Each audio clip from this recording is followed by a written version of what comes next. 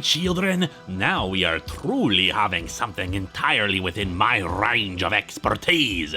For this comic features the return of the Midnight Suns, a collection of Marvel's horror-themed characters. We've talked about one in particular already, Simon Garth, the zombie, but there were many more, like Werewolf by Night, Son of Satan, and of course, Man-Thing.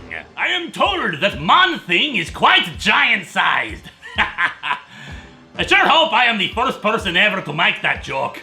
And also along for the ride with the Midnight Suns is Jennifer Kyle, one of the two survivors of the incursions from last time. We continue where we left off from Marvel Zombies 3. Michael Morbius, the living vampire, has assembled the aforementioned Midnight Suns to track down the escaped zombie plague carrier. His identity? The equally aforementioned Simon Garth.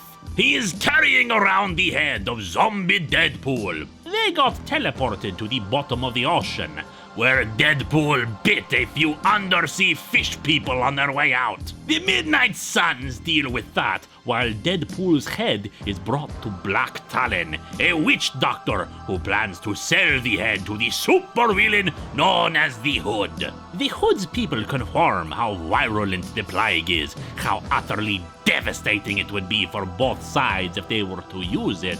But the Hood is getting direction from the dread Dormammu, Lord of the Dark Dimension.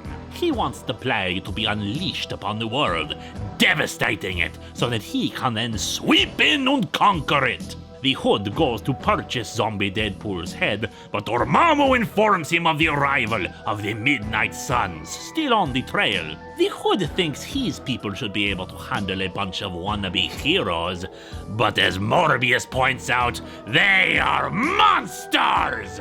Morbius unleashes an antivirus agent against the zombie minions of the Black Talon, just as Simon Garth and Deadpool's head make a getaway, but the antivirus mutates when exposed to it, instead transforming the zombie virus into an airborne infection. Seeing where things are going, Dormammu contacts Jennifer Kyle and offers her the chance to join him, but she turns him down. For now. The airborne virus takes off in the same direction as Simon and Deadpool, but as Morbius points out, they no longer have a proper vaccine against the zombie plague should they be bitten. Oh, and then the airborne plague starts literally raining death upon everything around it.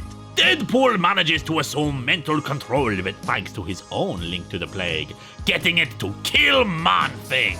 Their werewolf soon becomes infected afterwards and attacks Jennifer Kyle, forcing her to accept Dormammu's deal to save her life. Dormammu assumes command of the zombie plague, forcing it to resurrect the Hood's minions to do as it pleases. The Son of Satan manages to get Jennifer Kyle to reject Dormammu and expel his influence from her body. With a combination of magics from her and the Black Talon, they force the virus into a single vessel, Simon Garth, who has put Deadpool's head on a boat and sent it off into the ocean. And Jack Russell, the werewolf? Well, fortunately, while his human form was infected, his werewolf form was not. So by turning him back into that form, he has survived the plague too. But what will become of zombie Deadpool's head? Well, that's for next time, my children.